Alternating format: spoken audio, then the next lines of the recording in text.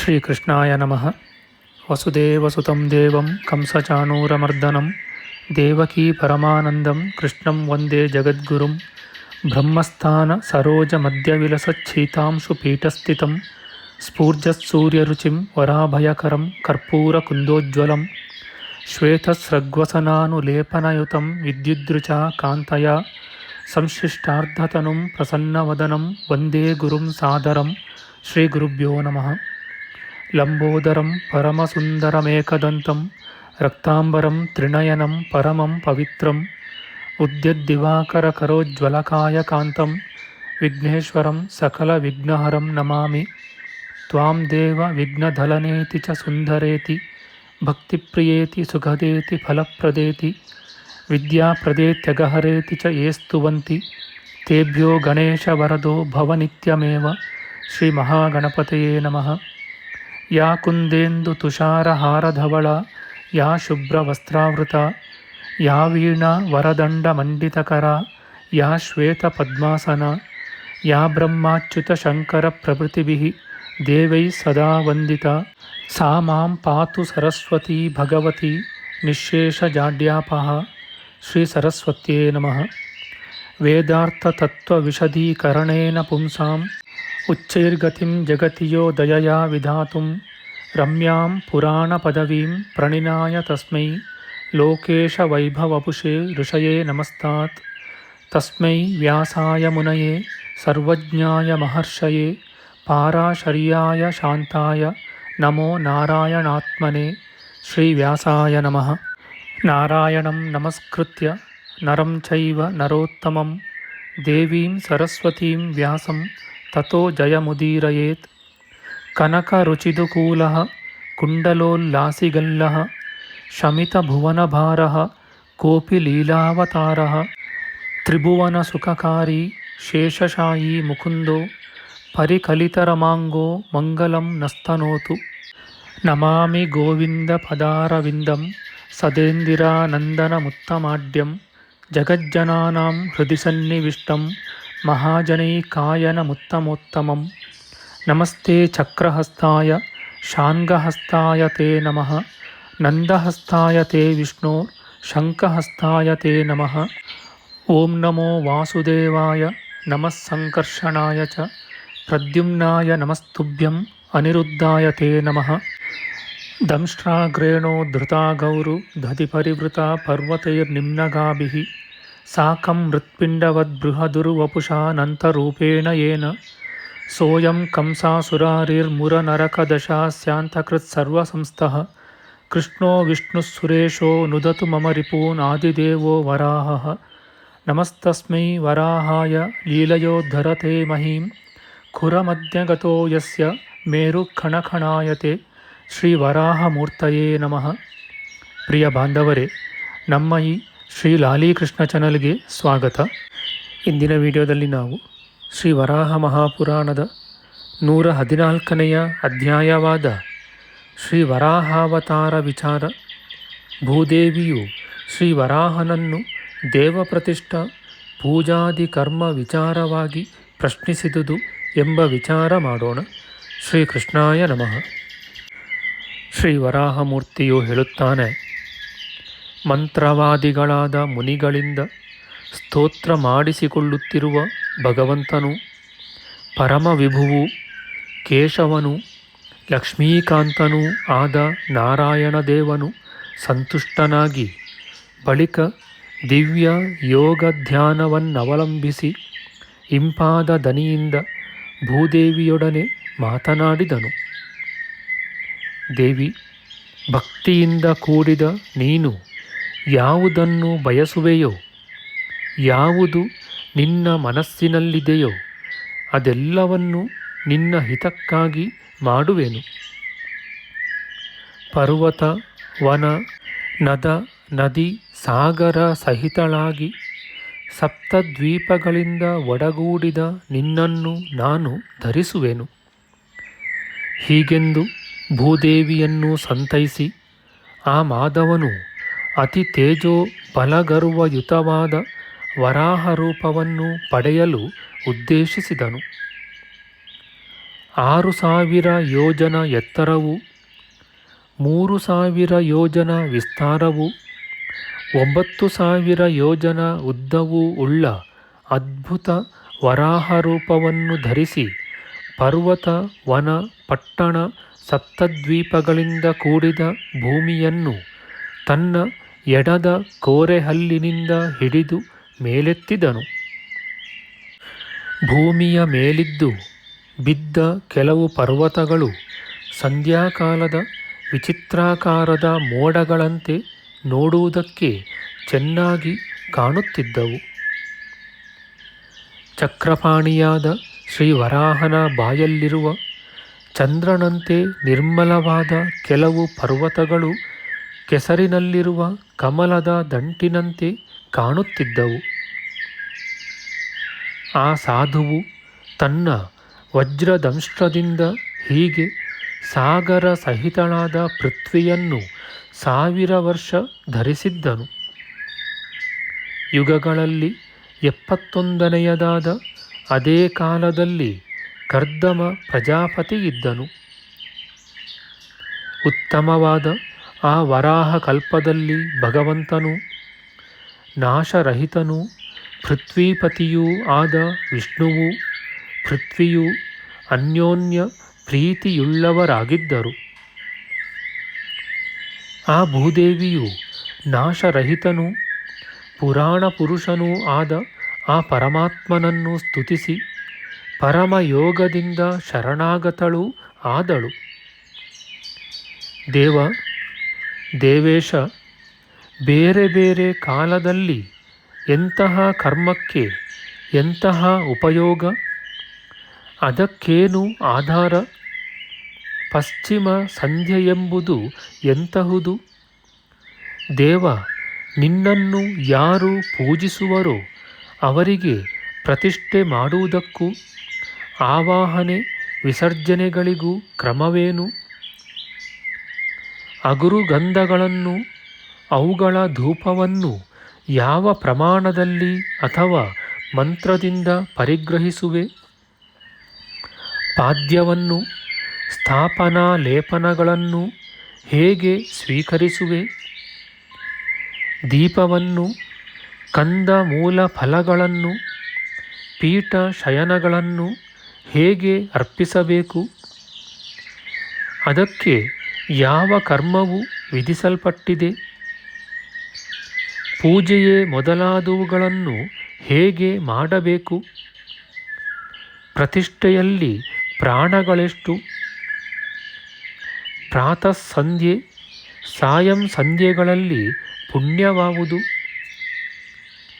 ಶರತ್ಕಾಲದಲ್ಲಿ ಮಾಡಬೇಕಾದ ಕರ್ಮವೇನು? ಶಿಶಿರ, ವಸಂತ, ಗ್ರೀಷ್ಮ, ವರ್ಷ ಋತುಗಳಲ್ಲಿಯೂ ವರ್ಷದ ಕಡೆಯಲ್ಲಿಯೂ ಯಾವ ಕರ್ಮವನ್ನು ಮಾಡಬೇಕು? ಆಯಾ ಋತುಗಳಲ್ಲಿ ಉಪಭೋಗ್ಯವಾದ ಹೂಗಳು, ಹಣ್ಣು ಕಾಯಿಗಳು ಯಾವುವು? ಯಾರು ಕರ್ಮಾರ್ಹರು? ಯಾರು ಕರ್ಮಾನರ್ಹರಾಗಿ ಶಾಸ್ತ್ರ ಬಹಿಷ್ಕೃತರು?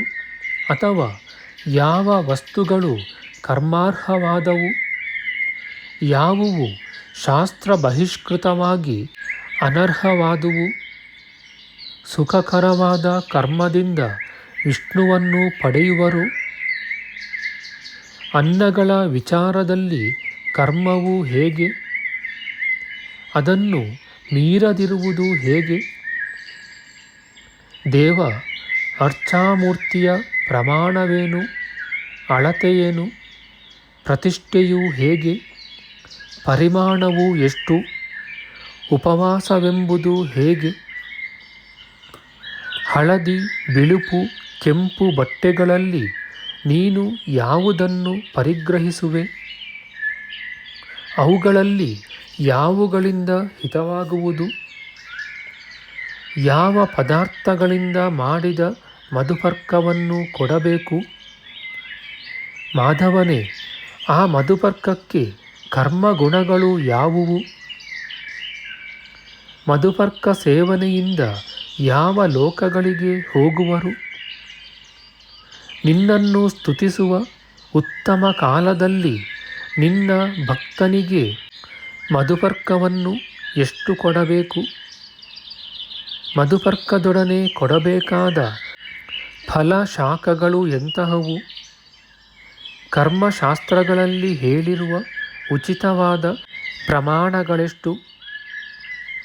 ಧರ್ಮವತ್ಸಲನೇ, ನೀನು ಬಿಜಮಾಡಿಸಲಾಗಿ ಮಂತ್ರದಿಂದ ಆವಾಹಿತನಾದ ನಿನ್ನನ್ನು ಉಪಚಾರಗಳಿಂದ ಶಾಸ್ತ್ರೋಕ್ತವಾಗಿ ಪೂಜಿಸಿ ಯಾವ ಮಂತ್ರ ವಿಧಾನದಿಂದ ಭೋಜನವನ್ನು ನಿವೇದಿಸಬೇಕು? ನಿನ್ನ ಭಕ್ತನಿಗೆ ಭೋಜನದಲ್ಲಿ ಮಾಡಬೇಕಾದ ಕರ್ಮಗಳಾವುವು? ದೇವ, ಯಾವುದು ದೋಷವಿಲ್ಲದಂತೆ ಅದನ್ನು ಸಲ್ಲಿಸುವುದು? ದೇವ, ಸರ್ವಶುದ್ಧಿಕರವೂ ಉತ್ಕೃಷ್ಟವೂ ಆದ ನಿನಗೆ ಅರ್ಪಿತವಾದ ಅನ್ನವನ್ನು ಯಾರು ದಿನಕ್ಕೊಂದು ಹೊತ್ತು ಮಾತ್ರವೇ ಉಂಡು ನಿನ್ನ ಮಾರ್ಗವನ್ನು ಅನುಸರಿಸಿ ಮಾಧವನಾದ ನಿನ್ನನ್ನು ಸೇವಿಸುವರೋ ಅವರಿಗೆ ಯಾವ ಗತಿಯುಂಟಾಗುವುದು? ಶಾಸ್ತ್ರದಲ್ಲಿ ಹೇಳಿರುವಂತೆ ವ್ರತವನ್ನು ಮಾಡಿ ಮಾಧವನಾದ ನಿನ್ನನ್ನು ಆಶ್ರಯಿಸುವ ಆ ನಿನ್ನ ಪರಮ ಭಕ್ತರಿಗೆ ಯಾವ ಗತಿಯಾಗುವುದು? 3 ದಿನ ಹಗಲು ಮಾತ್ರವೂ ಬಳಿಕ 3 ದಿನ ರಾತ್ರಿ ಮಾತ್ರವೂ ಆಮೇಲೆ 3 ದಿನ ಯಾರನ್ನೂ ಬೇಡದೆ ದೊರೆತುದನ್ನು ಮಾತ್ರವೂ ಭುಜಿಸಿ ಆಮೇಲೆ 3 ದಿನ ಉಪವಾಸ ಮಾಡುವ ಸಾಂತಪನ ವ್ರತ, ಚಾಂದ್ರಾಯಣಾದಿ ಪಾಪನಾಶಕವಾದ ವ್ರತಗಳನ್ನು ಮಾಡಿ ನಿನ್ನನ್ನು ಆಶ್ರಯಿಸುವ ನಿನ್ನ ಕರ್ಮಾಸಕ್ತರು ಯಾವ ಗತಿಯನ್ನು ಪಡೆಯುವರು?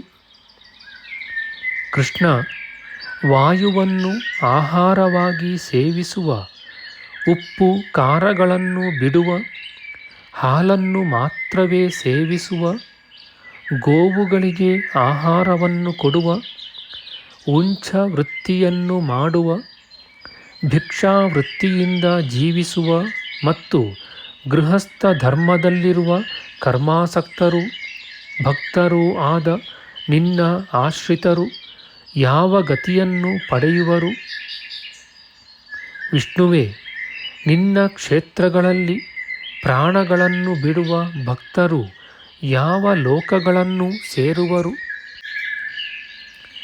ದೇವ ನಾರಾಯಣ, ಪಂಚಾಗ್ನಿ ಮಧ್ಯದಲ್ಲಿ ತಪಸ್ಸನ್ನು ಮಾಡಿಯೂ ಮುಳ್ಳಿನ ಹಾಸಿಗೆಯಲ್ಲಿ ಮಲಗಿಯೂ ಅಚ್ಯುತನಾದ ನಿನ್ನನ್ನು ಆಶ್ರಯಿಸುವ ಭಕ್ತರು ಯಾವ ಯಾವ ಗತಿಯನ್ನು ಪಡೆಯುವರು? ಕೃಷ್ಣ, ಆಕಾಶ ಶಯನವನ್ನು ಮಾಡಿಯೂ ಗೋವುಗಳ ಕೊಟ್ಟಿಗೆಯಲ್ಲಿ ಮಲಗಿಯೂ ನಿನ್ನ ಭಕ್ತರಾಗಿ ನಿನ್ನನ್ನು ಆಶ್ರಯಿಸುವವರಿಗೆ ಯಾವ ಗತಿಯುಂಟಾಗುವುದು? ದೇವ, ಶಾಕಾಹಾರಿಗಳಾಗಿಯೂ ಕಣಭಕ್ಷಕರಾಗಿಯೂ ಪಂಚಗವ್ಯವನ್ನು ಸೇವಿಸಿಯೂ ಅಲಸಂಡೆಯನ್ನು ತಿಂದು ನಿನ್ನ ಭಕ್ತರಾಗಿ ಅಚ್ಯುತನೂ ಕೇಶವನೂ ಆದ ನಿನ್ನನ್ನು ಆಶ್ರಯಿಸುವವರು ಯಾವ ಯಾವ ಗತಿಯನ್ನು ಪಡೆಯುವರು? ದೇವ ನಾರಾಯಣ, ಗೋಮಯವನ್ನು ತಿಂದು ಹುರಿ ಹಿಟ್ಟನ್ನು ತಿಂದು ನಿನ್ನ ಕರ್ಮದಲ್ಲಿ ಆಸಕ್ತರಾಗಿ ನಿನ್ನನ್ನು ಆಶ್ರಯಿಸುವ ಭಕ್ತರು ಯಾವ ಯಾವ ಗತಿಯನ್ನು ಪಡೆಯುವರು? ಈ ವಿಷಯದಲ್ಲಿ ವಿಧಿಯೇನು? ದೇವ, ಸ್ವಧರ್ಮ ನಿಷ್ಠರಾಗಿ ಭಕ್ತರಾಗಿ ನಿನ್ನನ್ನು ಧ್ಯಾನಿಸುತ್ತಾ ತಲೆಯ ಮೇಲೆ ದೀಪವನ್ನು ಹೊತ್ತುಕೊಂಡು ನಿನ್ನೆದುರಿಗೆ ಸೇವೆ ಮಾಡುವವರು, ಕಲ್ಲನ್ನು ತಿನ್ನುವ ವ್ರತವನ್ನು ಮಾಡುವವರು, ಗರಿಕೆಯ ಹುಲ್ಲನ್ನು ತಿಂದು ನಿಯಮದಿಂದಿರುವ ವಿದ್ವಾಂಸರು, ನಿನ್ನಲ್ಲಿ ಪ್ರೀತಿಯಿಂದ ಮೊಣಕಾಲೂರಿ ನಡೆದು ಸೇವಿಸುವವರು, ಮೇಲ್ಮುಖರಾಗಿ ಮಲಗಿ ದೀಪವನ್ನು ಧರಿಸಿ ಸೇವಿಸುವವರು, ಯಾವ ಯಾವ ಗತಿಗಳನ್ನು ಪಡೆಯುವರು, ಯಾವುದು ಶಾಶ್ವತವಾದುದು ಎಂಬುದನ್ನು ಮಾಧವ ಕೇಶವನೇ ದೇವ ನನಗೆ ಹೇಳು.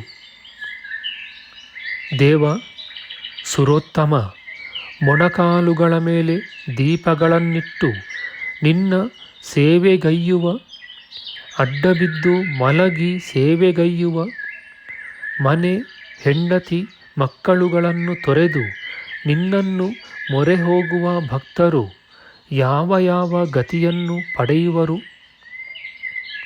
ಯಾವುದು ಸ್ಥಿರವಾದುದು. ಮಾಧವ, ನೀನು ಪ್ರಸನ್ನನಾಗಿರುವುದರಿಂದ ಸರ್ವಲೋಕಕ್ಕೂ ಸುಖವನ್ನುಂಟು ಮಾಡುವ ಹೋಗಿ ಬರುವಿಕೆಗಳನ್ನು ಕೇಳಿದ್ದೇನೆ. ನೀನು ಜ್ಞಾನಿಯೂ ತಂದೆಯೂ ಆಗಿದ್ದೀಯೆ. ಆದುದರಿಂದ ಸಾಂಖ್ಯ ಯೋಗಗಳ ನಿಜವನ್ನು, ಸರ್ವಧರ್ಮ ನಿರ್ಣಯವನ್ನು ನೀನೇ ಹೇಳಬೇಕು. ನಿನಗೆ ಮಧುಪರ್ಕವನ್ನು ಅರ್ಪಿಸಿ ನಿನ್ನನ್ನು ಭಜಿಸುತ್ತಾ ಇರುವಾಗ ಪ್ರಾಣ ಬಿಡುವ ಅಥವಾ ಅಗ್ನಿಯಲ್ಲಿ ದೇಹವನ್ನರ್ಪಿಸಿ ಭಸ್ಮ ಮಾಡಿ ಅಥವಾ ನೀರಲ್ಲಿ ಮುಳುಗಿ ಪ್ರಾಣ ಬಿಡುವ ಅಥವಾ ನಿನ್ನ ಕ್ಷೇತ್ರದಲ್ಲಿ ಮೃತರಾಗುವ ನಿನ್ನ ಭಕ್ತರು ಯಾವ ಗತಿಯನ್ನು ಪಡೆಯುವರೋ ಅದನ್ನು ನನಗೆ ನಿಜವಾಗಿ ಹೇಳು.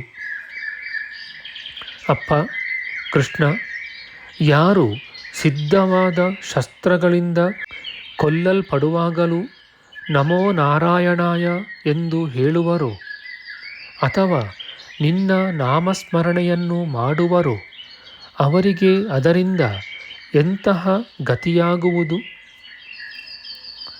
ಮಾಧವ, ನಾನು ನಿನ್ನಲ್ಲಿ ಭಕ್ತಿಯುಳ್ಳ ಶಿಷ್ಯಳು ಸೇವಕಳೂ ಆಗಿದ್ದೇನೆ. ಆದುದರಿಂದ ಧರ್ಮಯುತವಾದ ರಹಸ್ಯವನ್ನು ನನಗೆ ಹೇಳು. ಜಗದ್ಗುರುವೇ, ನೀನು ನನ್ನಲ್ಲಿ ಪ್ರೀತಿಯಿಂದ ಲೋಕ ಧರ್ಮಾರ್ಥವಾಗಿ ಅತಿ ರಹಸ್ಯವಾದ ಇದನ್ನು ಚೆನ್ನಾಗಿ ಆಲೋಚಿಸಿ ಮಾಡಬೇಕಾಗಿದೆ. ಇತಿ ಶ್ರೀ ವರಾಹ ಮಹಾಪುರಾಣೆ ಪೃಥಿವ್ಯಾಃ ಪ್ರಶ್ನೋ ನಾಮ ಚತುರ್ದಶಾಧಿಕ ಶತತಮೋಧ್ಯಾಯಃ. ಶ್ರೀಕೃಷ್ಣಾರ್ಪಣಮಸ್ತು. ನಮ್ಮ ಮುಂದಿನ ವಿಡಿಯೋದಲ್ಲಿ ನಾವು ಶ್ರೀ ವರಾಹ ಮಹಾಪುರಾಣದ 115ನೆಯ ಅಧ್ಯಾಯವಾದ ವಿವಿಧ ಧರ್ಮಗಳು, ಶ್ರೀ ವರಾಹನು ಭೂದೇವಿಗೆ ಹೇಳಿದ ಪರಮಾತ್ಮನನ್ನು ಪಡೆಯುವ ಮಾರ್ಗ, ಬ್ರಾಹ್ಮಣಾದಿಯಾದ 4 ವರ್ಣದವರಿಗೂ ಅವಶ್ಯವಾದ ಸಾಮಾನ್ಯ ವಿಶೇಷ ಧರ್ಮಗಳು, ಯೋಗ ವಿಧಿಯ ವಿಚಾರ ಮಾಡೋಣ. ಆಧ್ಯಾತ್ಮಿಕ ಚರ್ಚೆ ಮತ್ತು ವಿಚಾರ ವಿನಿಮಯಕ್ಕಾಗಿ ಶುರು ಮಾಡಿದ ಈ ಚಾನಲ್ನಲ್ಲಿ ನಾವು ಅಪ್ಲೋಡ್ ಮಾಡುವ ಎಲ್ಲ ವಿಡಿಯೋಗಳನ್ನು ಸಂಪೂರ್ಣವಾಗಿ ನೋಡಿ ನಿಮ್ಮ ಸಲಹೆಗಳನ್ನು ಕಮೆಂಟ್ ಬಾಕ್ಸ್ನಲ್ಲಿ ಬರೆಯಿರಿ. ದಯವಿಟ್ಟು ಈ ಚಾನಲ್ಗೆ ಸಬ್ಸ್ಕ್ರೈಬ್ ಮಾಡಿ ಹಾಗೂ ಬೆಲ್ ಬಟನ್ ಒತ್ತಿ ನಾವು ಹಾಕುವ ಎಲ್ಲ ವಿಡಿಯೋಗಳನ್ನು ನೋಡಿ ಪ್ರೋತ್ಸಾಹಿಸಿ. ಕೃಷ್ಣಂ ನಾರಾಯಣಂ ವಂದೇ ಕೃಷ್ಣಂ ವಂದೇ ವ್ರಜಪ್ರಿಯಂ ಕೃಷ್ಣಂ ದ್ವೈಪಾಯನಂ ವಂದೇ ಕೃಷ್ಣಂ ವಂದೇ ಪೃಥಾಸುತಂ. ಶ್ರೀಕೃಷ್ಣಾಯ ನಮಃ.